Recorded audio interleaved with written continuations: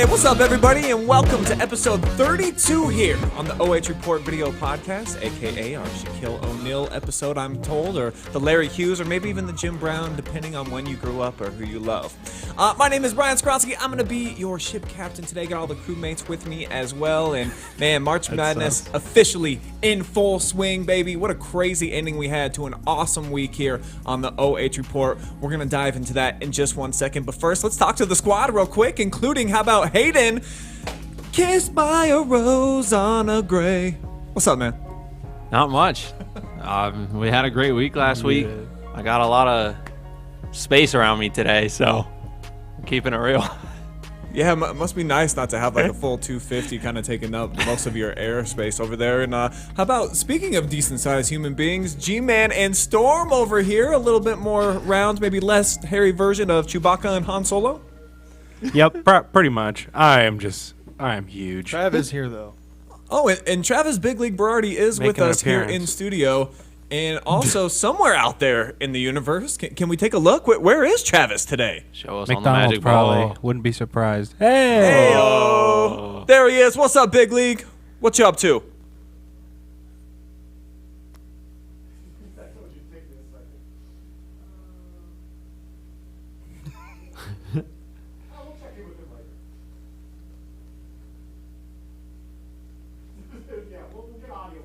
All right, we're going to check back in with Travis. He's out of Buckeye Central practice, if you couldn't tell, hanging out with the man, Abram Capel. We're also going to have all three seniors of the Lady Buckheads who are going to be heading down to Dayton this weekend for the state Final Four.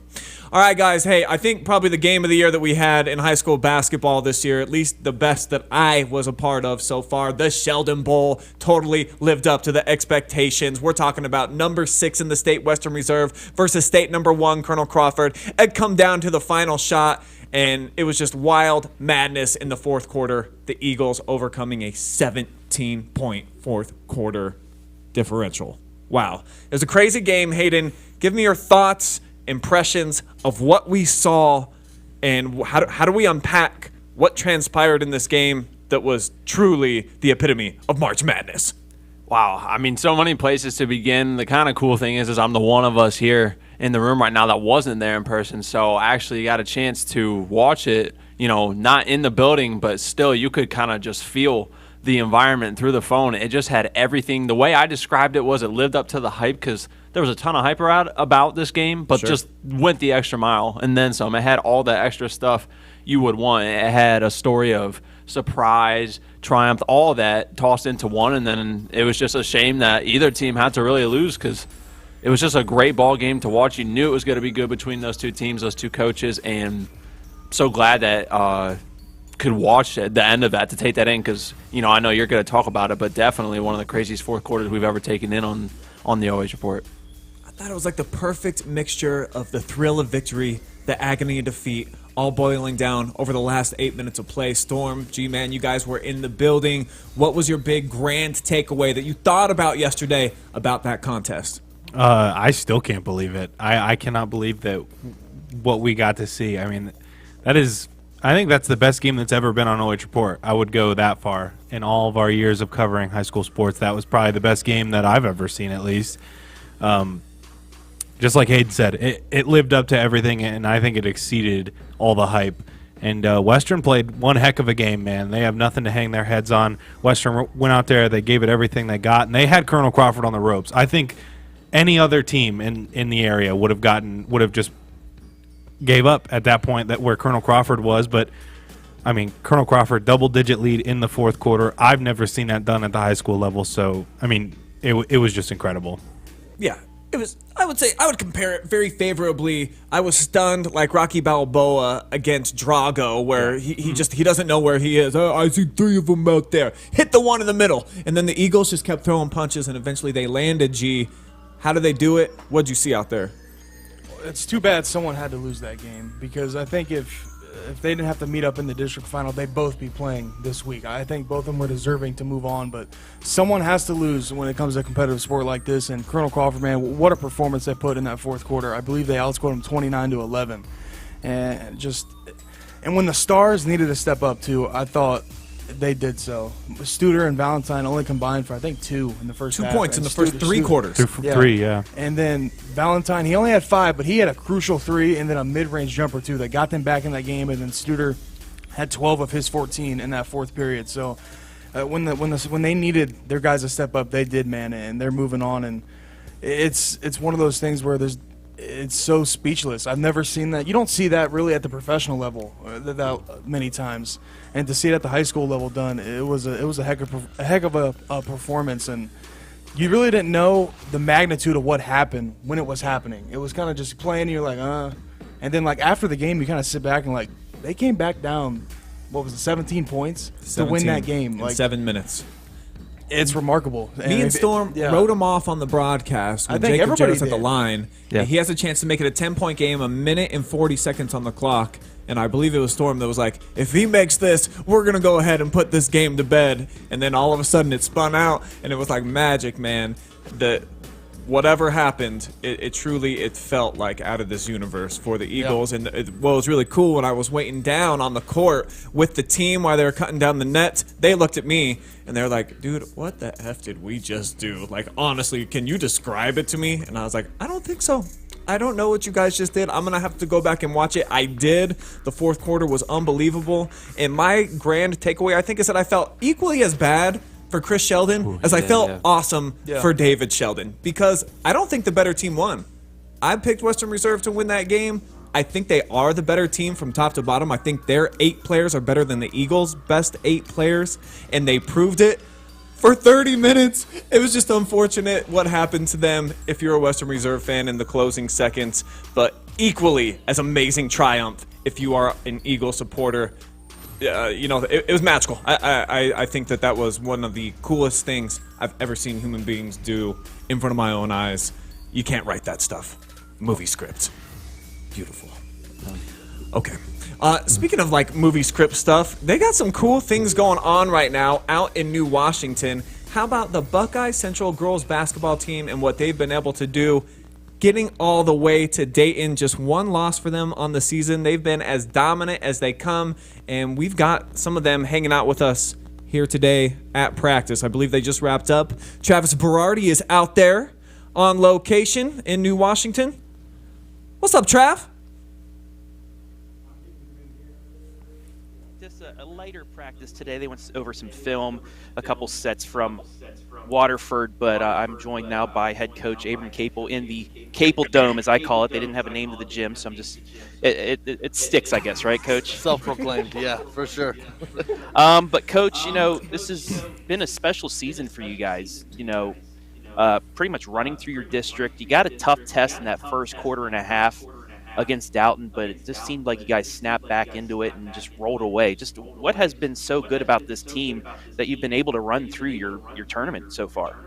Yeah, I mean, it is a special group, and we have good leadership with the 3 seniors that you guys are about to talk to. And, we kind of talked about from a coaching standpoint that we were a little nervous going into Saturday because it felt like forever since we had to play a 4-quarter game. And there's only been a handful of times, and not many people get to say this, and I don't mean it from an arrogant standpoint, but we haven't trailed much this season. And, there in that first quarter, early in the second quarter, we're down 7.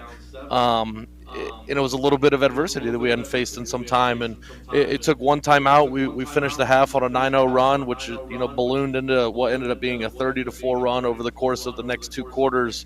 So really proud of our girls in terms of facing that adversity and the ability to respond to it in that game.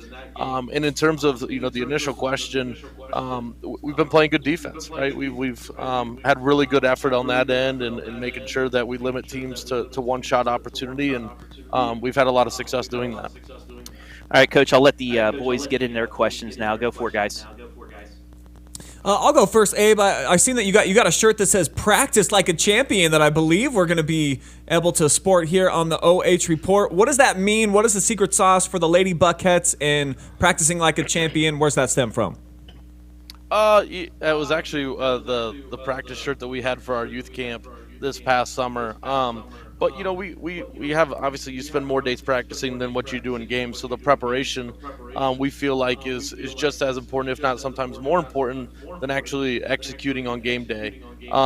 Obviously, the last 2 weeks has been a little bit different in terms of you're kind of playing quick back-to-back games, or your kids are just exhausted, and plus we don't want to go live in the sense of potentially getting somebody hurt. So it's just been a lot more mental than I think physical the past couple weeks. But our kids have been really engaged, and the mental aspect requires in terms of being a champion as well. So both of those things are crucial.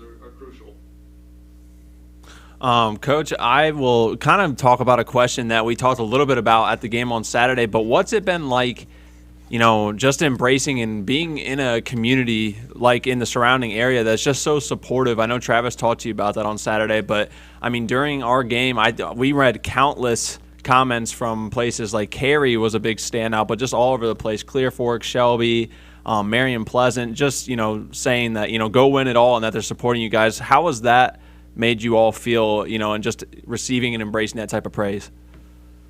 It's awesome. And actually, Travis and I talked about it earlier before we got on, and we felt like we had almost double the amount of people in which Doughton did, and they're 10 minutes away, and our community's having to travel an hour and a half.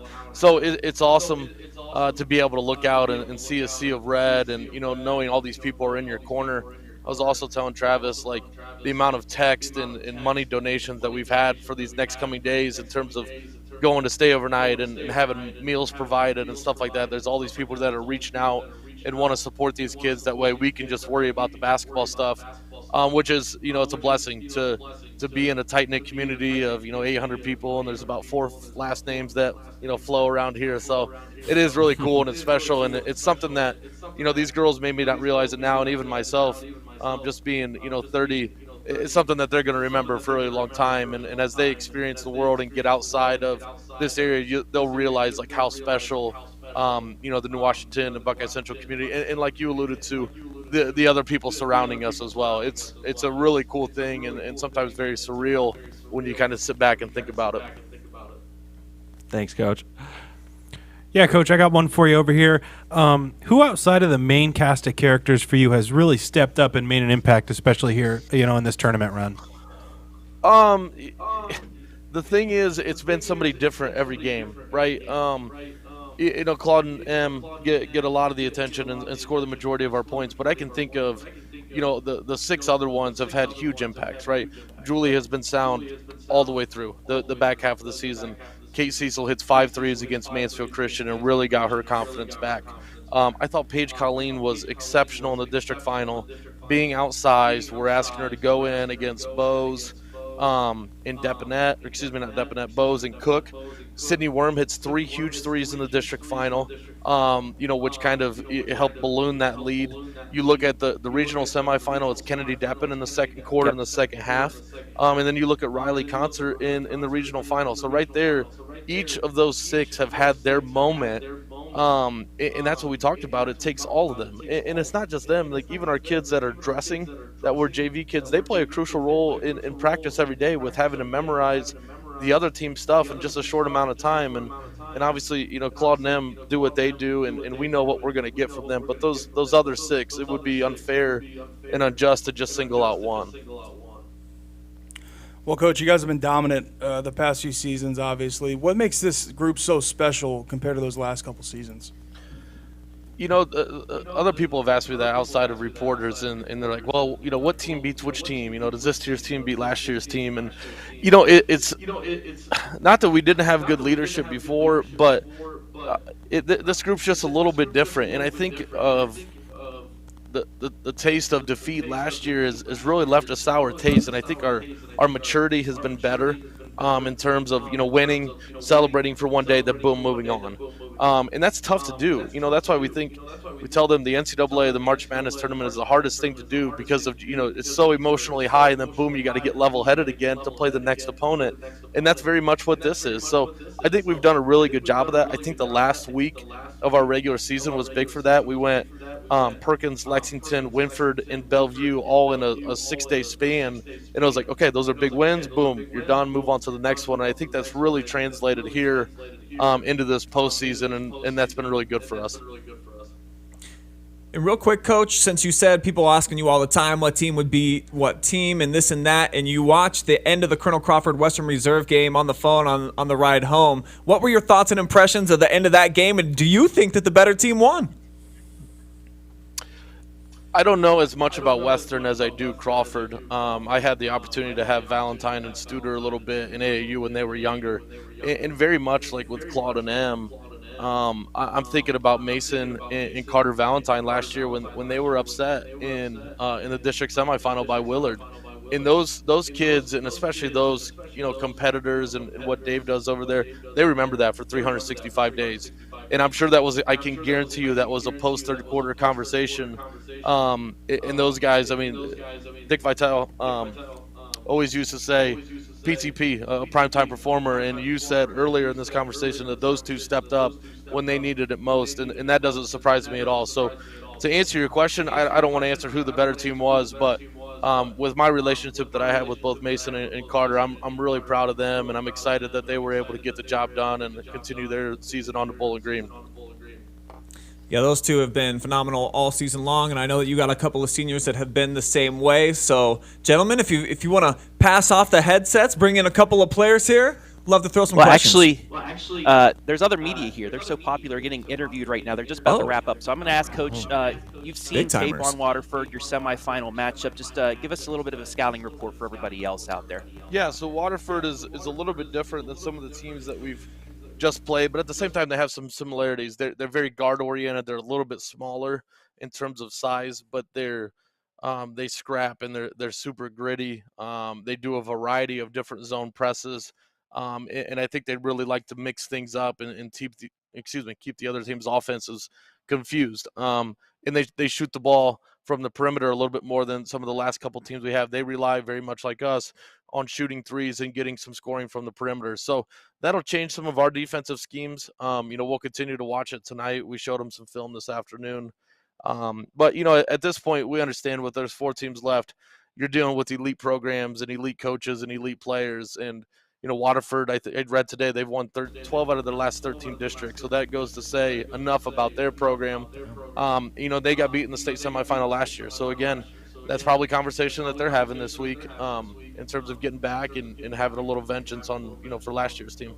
And is there anything that you guys do to just keep your girls level-headed? They haven't been to a state Final Four. I know Claudia was there to watch her sister before, but this is their first time going down to Dayton, a huge arena state semifinal. What do you do to keep them level-headed and just focused on the game? Yeah, so a lot of it's unfamiliar territory, both for them as players and us as a coaching staff. But the first text I sent to them this morning was, it's a new team, it's a new venue, but the goal's the same, right? So, we're going to prep and do everything the exact same.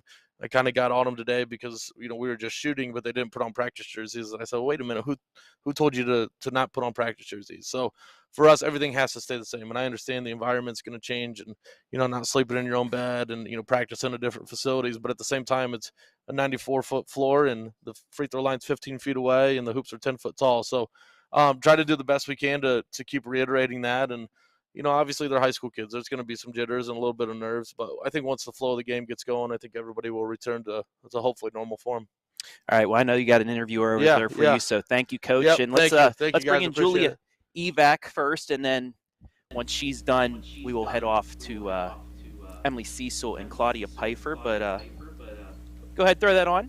How you doing, Julia? Good. How are you? I am pretty good. I'll start the questioning off, and then the boys are going to take over back in Mansfield. But just how great of a season has this been for you guys, knowing that you just aren't playing, you don't have 1 or 2 big scores, but you're playing as a team? I saw up on the billboard over here that Coach says that anytime somebody makes a bucket, you point at the person that gets the assist because it's a team game. Just how important is the team game for you guys? Honestly, everybody can score, and I think that's a big aspect of what makes us play really good together. And like Claude and M, they may lead the way, but everybody is an offensive threat. So, yeah. Okay. And I'll let the guys back in Mansfield continue questioning. Go ahead, boys. Hey, what's up, Julia? Brian Skronsky here at the world headquarters of the OH.Report. Some really cool watching you guys from afar make this tournament run and just being so supremely gifted and talented. You guys have been squashing a lot of the competition. Describe what that's been like, being that superior to all these other tournament teams where you guys really aren't even getting tested? You're that much better than the competition so far. Well, we may have been outscoring the teams by quite a few, but in the game when you're playing, it feels like it's so close, and we really just try to push through the whole game and give it our all. We never just try to focus on being up by so many points, if that makes sense. Sure. And then having a teammate like Claudia Pfeiffer, who's the all-time leading scorer in the history of the program out there, is it awesome, obviously, to have a teammate like that you can look to at any time, or can it sometimes be problematic that you're maybe trying to force feed her a little bit too much? No, it's awesome. I mean, we know she's going to be the one that can make the shots when it comes down to it. And I mean, she's always looking for me and all the other girls. So it's great getting to play with somebody like her. Yeah, Storm Blunchley here now. What kind of has been the biggest difference from the regular season now that we're in tournament? Has it been kind of the crowd or playing at neutral sites? What's kind of been a big difference that you've noticed? Definitely the crowd and the students from our school. They've brought the energy, and I think our focus has really been there. And we just want to get down to our ultimate goal, which is state, to win it all. All right, Garrett Parlett here, Julia. Congratulations so far on your tournament run. How do you guys prepare for this kind of game, or do you just make it kind of feel like a regular season game or postseason game what you're making, or is there something different you guys are going to be doing in your preparation? We're just trying to keep it as normal as possible, and we want to keep looking forward at the next steps, but we also want to focus and just stay concentrated on what we know, like the basic fundamentals. And then, hi, Hayden Gray here. Final question for you, Julia. I've personally been at each and every tournament game for you guys this postseason, and just getting to watch your growth single-handedly throughout the tournament. Your role was big there in the championship game to get to state, not only scoring but crashing those rebounds and getting big stops for your team. I think one thing that we've been able to pick up on is that each and every one of you girls has a role, and when you execute that and perform that out, that's what's really been having success. Do you ladies talk about that at all together? Even, once Coach Capel gives you time alone, do you all talk about kind of embracing the role that you have on this team? Yeah, for sure. I mean, my role, my whole high school career has mainly been defense, and I think this year, is really when my offensive side started coming out. But, I know that defense is my specialty and what I really want to work forward to, and I know that my teammates are going to make the shots they need to make. Well, thank you. All right, Julia, thank you very much for the interview. I'm going to head my headset off and hers for Claudia Pfeiffer and Emily Cecil, if you guys want to come on over here.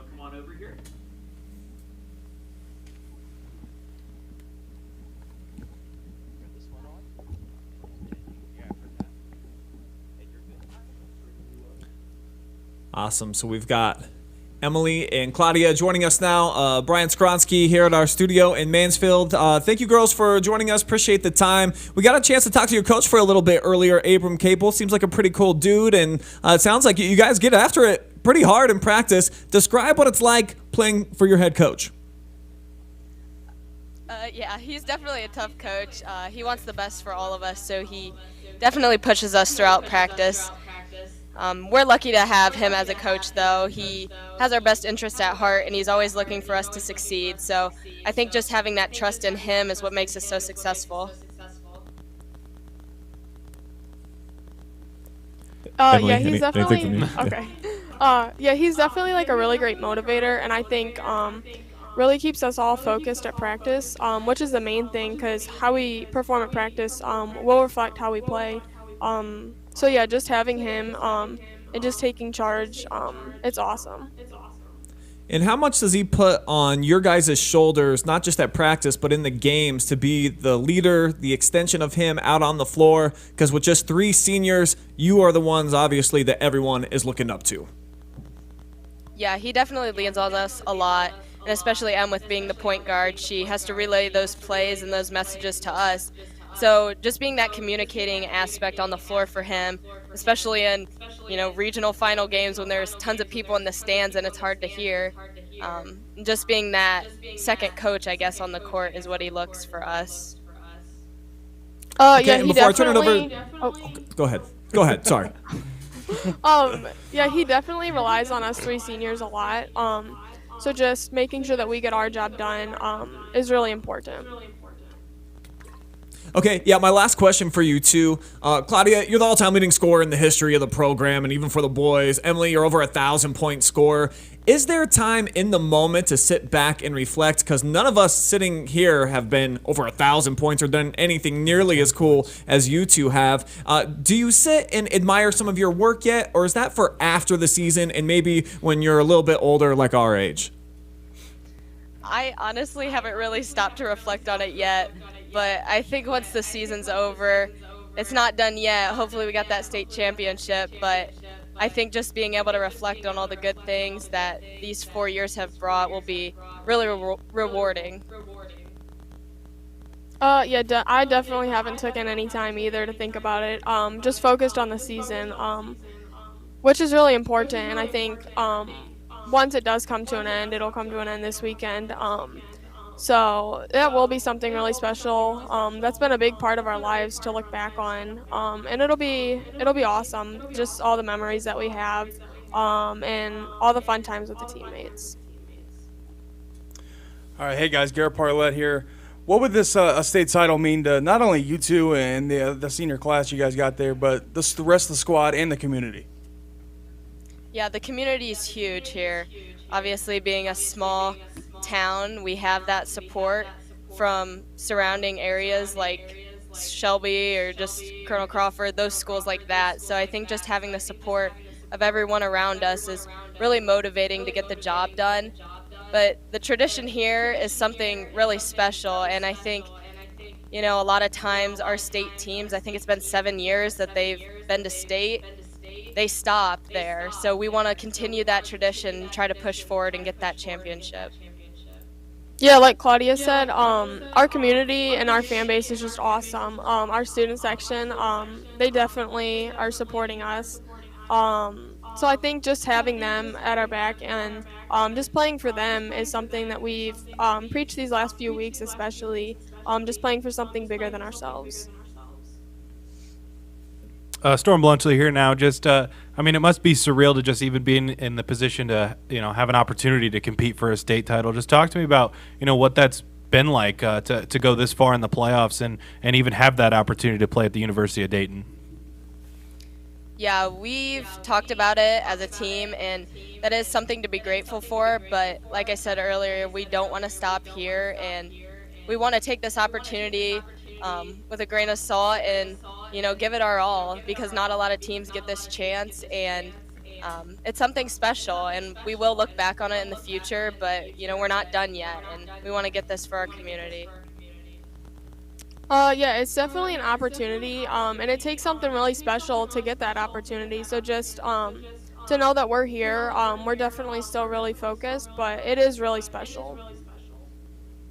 And then I'll wrap things up. Hayden Gray here. I was up at your game against Dowton on Saturday, and obviously you pull away with a remarkable win by the end of the game. But we talked to Coach Capel a little bit about it. How did it feel to finally, in the most respectful way, playing a game that you were tested a little bit? I could see, that game had its ups and downs, but then once you girls started to pull away, the emotion starts to come out and show on the outside for you girls as well. So how did it feel to kind of get a game with a little bit of competition to get you prepared? Yeah, I think facing that adversity in that first quarter, I think we were down 11-18, and us seniors after the first quarter, we looked at everyone, and I think Julia said, you got to want this, you got to play with heart. And I think that just kind of opened up everybody out of their shells and, made us realize this could be our last game. So, with that in the back of our minds, we came out strong, and especially after halftime hearing Coach Capel's speech, it motivated us. We wanted that game, and, adversity is good, especially for the upcoming week ahead. So I think it was good for us to experience that. Yeah, it was definitely a different position, though we haven't been in here for a couple of weeks. So just to know that we were able to keep our composure even when things weren't necessarily going our way, that's really important and something that'll be crucial for these next games. Ladies, do you have a pump-up jam that the team collectively is rocking out to that you are using as your anthem here to push you throughout the playoffs? Not really. No. Not that I can think of. Riley basically controls the music, and it's a playlist of whatever she has on her Spotify. So But just it's mostly whatever rap, Riley's in the so- mood for that day, huh? I got you. Basically, yeah. All right, well, hey, it's been a pleasure watching you guys kill the competition out there. We all here at the OH Report believe that you are the favorites to go get that chip out there in Dayton and bring it back to New Washington. So, you know, we're going to be in the house. We're going to be rooting for you.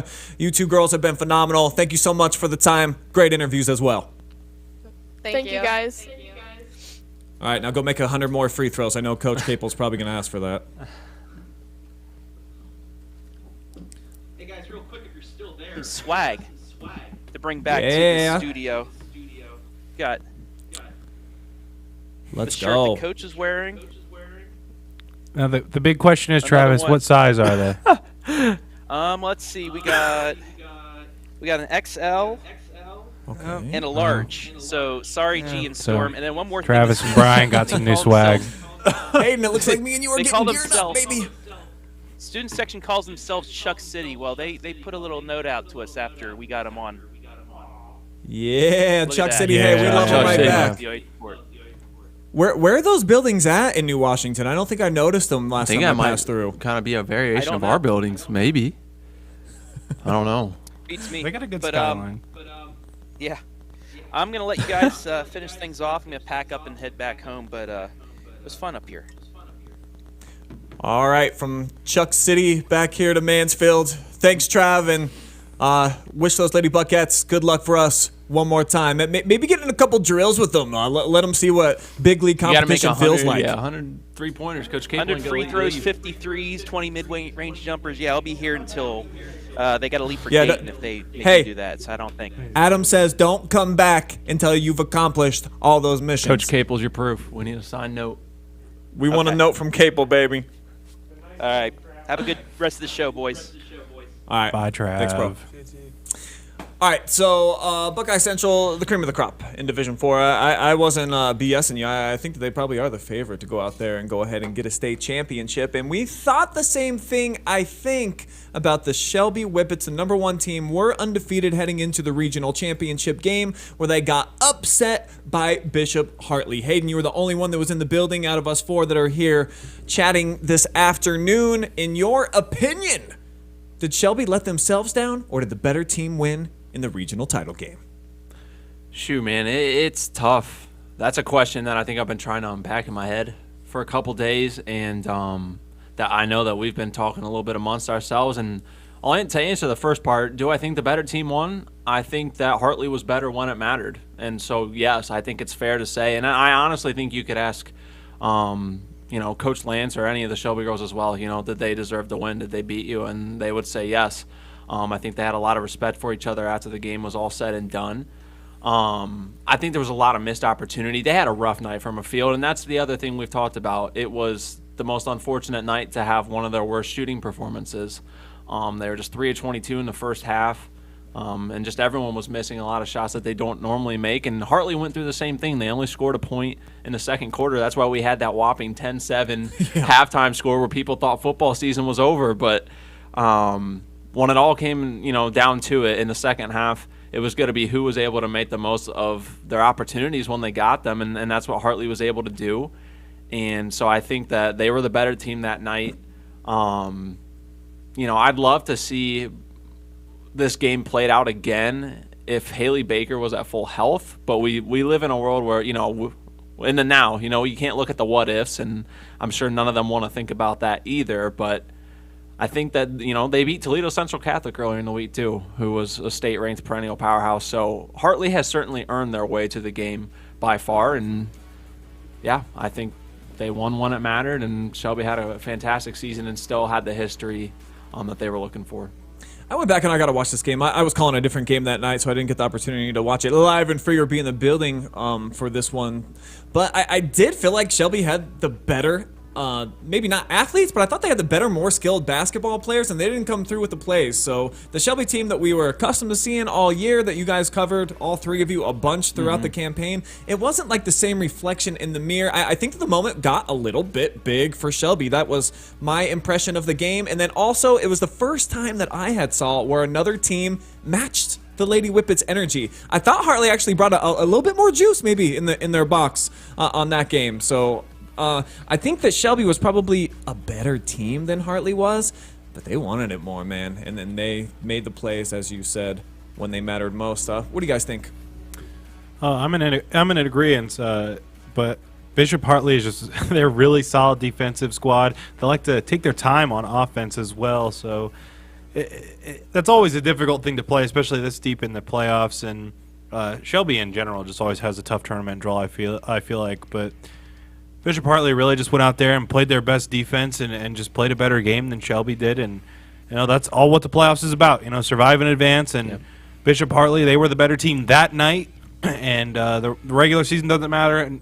Any games you played before don't matter. If you're the best player on the night that you play, that's all that matters. And Bishop Hartley, nothing to take away from them either. They're a solid defensive squad. And in my opinion, that's a team who's I would much rather play a team who's great on offense and poor on defense than the other way around. Sure, and that senior center that they had, she was like frightening how physical she was. I think she might have intimidated him. Yeah, she is a presence in the paint. Let me tell you, actually, committed to go play Division I volleyball for Ohio State University, and that showed for sure. Had a couple of fantastic rejections, and she can actually facilitate the ball really well too. She wasn't even in the paint at all times offensively, and she swung the ball like a point guard. So that was something that they really haven't seen. We talked during the week about Shelby just playing a team with height similar and Becca Conrad at Clear Fork, but I don't know if their play style of Conrad and Brandewey are similar. So I think that was still a very tough time to have to game plan for. All right, G, go ahead, throw a bow on this conversation for us, and just maybe the Whippet season as a whole, and what do you think you're going to remember a lot about what they were able to accomplish? The 27 wins until they got to this one. Well, I think they just met their match defensively, and to only allow them to score 31 points is pretty remarkable, even if they did have an off shooting night. I mean, they got three girls that can score the rock from anywhere on the floor, in Nice and then the Bakers. So I agree that I don't know if the better team did win, because I think Shelby, if those three scores are on, man, they are a tough team to beat. But Bishop Hartley, they were able to get it done, and you got to tip your cap to them, because they came in, and I don't think a lot of us really knew what to expect from them, and now we do. They shut down a very tough team in Shelby, and to only allow them, I think they had 14 points in the last minute of the third quarter I seen, and I mean that's pretty remarkable when they got girls who are scoring upwards of 20 each game. So shout out to Bishop Hartley, and remember in the Whippet season, man, it was a crazy ride, and I went to a couple of their games, and they weren't games. They blew almost everybody I went and watched out. So I mean, a team that was scoring, I believe they beat Gallion like 80-12 or something like that, and then to be held to 31 against Bishop Hartley. I think the better team that night did win the game at Bishop Hartley. I think what's exciting for Shelby, they got so many younger kids that are coming up to the ranks. They're going to be really good next year. I don't think they're going to be 27-0 good, but they're probably going to be good enough to compete for that district championship again, I think, in 2023. So, Coach Lance and company, I'm sure we have not seen the last of you. And we are trying to I reached out to the Baker twins, see if we can get them here on the podcast along with Sophia Nice, and they're such studs. They're already at practice for their other sports tonight, so they couldn't come in today.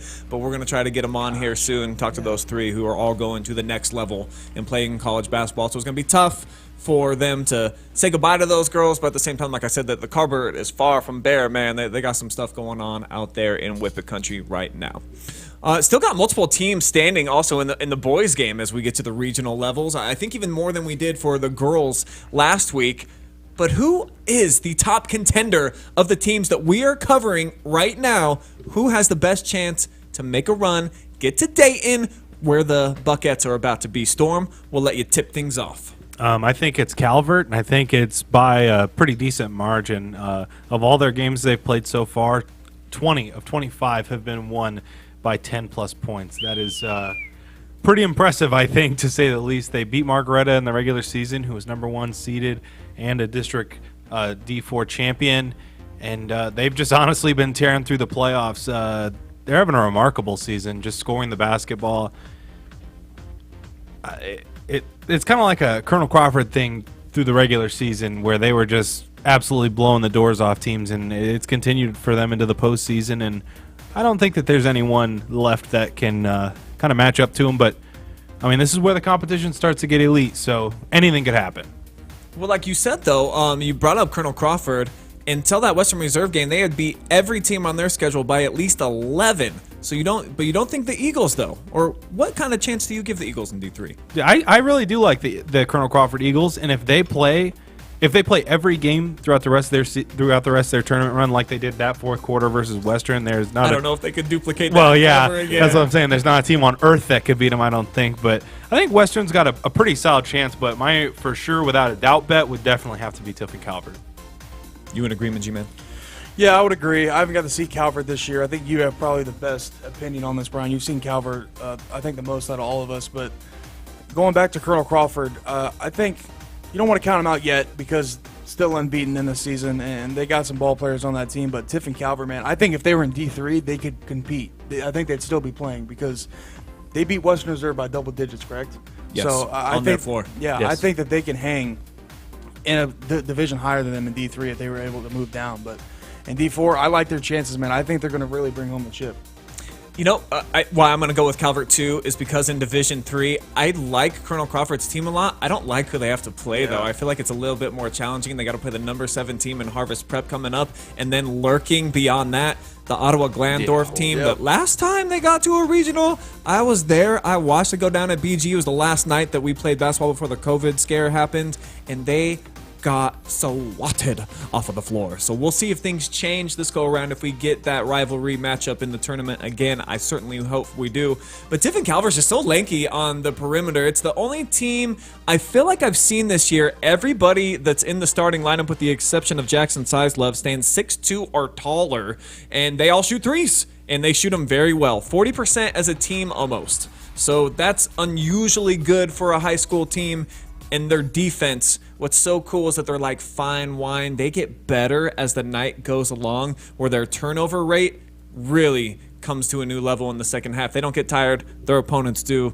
That's why I fully anticipate we're going to see them in the state Final Four. I might even think they're the favorite in Division 4 to win the whole thing. And I got nothing new to add because I'm going to say the same thing. Man, these questions, I mean, sometimes when we have these questions, it's just too hard to go away from it. You know me, and Travis gets on me when I'm here trying to pick 2. I'm not picking 2 in this category today. I mean, I like Colonel Crawford a lot. I really do. So that's why I use the chain reaction to try and get my answer. Colonel Crawford's dominated all season while Western almost beat them. And then, like we just said, Calvert took care of Western on their home court considerably. So they've just, they've got my vote, and I think the division does play a lot into that, and I don't think there's anyone. I was just taking a look at the bracket. I don't think there's anyone that can compete with them. Yeah, and they got I really have gone back and forth like a volleyball match in my head. Who's the better point guard that I have seen this year, or the best? We had the debate amongst ourselves, and I think we all kind of universally agree that it was Dembo from Ashland, Mason Studer's right up there. But this kid, Garrett Spahn, I think he's the best two-way player that I've seen. He averages almost 5 steals a game. He's really lanky and such a level-headed dude. He looks a little bit different than most people. He's unusually calm when he penetrates to the basket. It looks like he's moving in slow motion, but it's so much faster than everybody else. So he's one of those players. Really looking forward to seeing Calvert play tomorrow night. All right, guys. NCAA Selection Sunday coming up this weekend. I know that we're all excited for that. We're basketball junkies. And then with it comes filling out the brackets. But what is the best strategy? How do you go about determining who is going to be in your Final Four and beyond, winning the entire thing? Hayden, we'll let you begin. Break down some strategy for the kids at home. How can they elevate their bracket game and be a winner? Well, for me, it's pretty plain and simple, and it may be the answer as to why I don't perform super well, but I got to have a good snack. All right. Okay. That's a good start always. Then I'm going to have the laptop out. So I got to fill out multiple just because you can. But the one thing for me is always still filling out one paper one to follow it by paper, highlight my wins, cross out the losses. Plain and simple. So it's like a Lay's potato chip, how they say you can't just have one. You have to fill out multiple brackets. Sometimes. I don't like to do a ton, maybe 3 max. That seems fair. 3 seems good. G-Man, when you fill out your bracket this year, how are you going to attack this puppy? Well, I'm definitely picking some underdogs. I think we all are, because you have to. And there's got to be one that is you would never think that would happen. That is, it's more than likely there's going to be an upset that nobody thought we would see coming. And we had a couple of seasons ago. We had a few. Loyola Chicago had that run. UMC upset Virginia. We talked about that before the podcast. Mercer beating Duke. I was in 7th grade. Mr. Hoover's science class. I remember when that happened before I got onto the bus. But I'm definitely going. I seen your 12-5s, Brian, and I can completely get down with that. Oh, yeah, so I like 11-6 too. There's a couple that you just got to go with the underdog, and if it's a toss-up, pick the underdog because they're winning. I can almost guarantee it. Don't go with the favorite unless it's like, I don't know. I can't even say if it's like Duke versus somebody because I just said that they lost to Mercer. So there's no strategy. It's just take a guess and hopefully it works. Yeah, well, Garrett, you always say pick the underdog. You picking any 16 seeds this year? Well, I don't know who's a 16 seed yet. We'll save that for Monday. Maybe I'll tell you Monday. Well, my kind of secret is to always pick U of M to at least get to the Final Four because we do that more often than most teams, I think. Just got done beating ranked Ohio State, so we can still beat ranked teams. But that's kind of my thing. I always have one bracket because I'm a homer. I always have one bracket where University of Michigan wins it all. But other than that, like it's pretty much all just luck. Has there still never been a fully right one yet? I don't believe so. I think that'd be so there was a hard. chance either last year or 2 years ago. There was one that was really close, but I don't believe it's been done yet. I know that CBS every year they put up $1 million to anybody who can go ahead and fill out a perfect bracket. That number's probably actually come up. I haven't been filling out brackets here these last couple of years, but it was definitely in my bloodstream, my DNA growing up. I used to always host them. Even in grade school, I would put the brackets together. And before I had kids and like a job where I had to wear a bunch of different hats, I really cared about college basketball, and I would be so involved. And I won a lot of the bracket picking. I feel like this year that it's a good thing that I have no idea who's good. I couldn't tell you who's in the top 25, and I hear there's so much parity going down in the game of college basketball right now that these upsets that G-Man's talking about, you better be on high alert if you're one of them top seeds, but always the 12/5. It happens every single season. Sometimes it happens multiple times. I believe one year in the not-too-distant past, all 4 of the 12s were able to advance past the 5 seeds, so whatever mysterious, mystical part of that matchup works out, I'm always picking bare minimum 112, usually 2, and then also like Storm, my beloved North Carolina Tar Heels, I can't pick against them. I'll fill out 50 brackets, and on 49 of them, UNC has to win the whole thing. It doesn't matter if they're the number 12 seed or whatever. I can't bring myself to do it, even though I know it's not the logical choice. So for me, my strategy this year is just pick the Tar Heels probably to win the championship, but upsets outside of that, I'm with G. I think this is the year for that in college basketball. Nobody is a standout, as far as I know, but I haven't watched no games, so don't ask me. I did just get a text message, though, from Travis that said, Capel's got 2 3X shirts for you guys. I'll take them. It probably fit me, coming honestly. in the clutch. You might want to get a couple Caniac combos in the system, maybe some I don't DQ need on your it. way I'm home, bulk fine. up, and then that 3X will fit real snug. All right, well, let's show you real quick before we get out of here what's coming up this week on the OH Report, at least tomorrow through Thursday.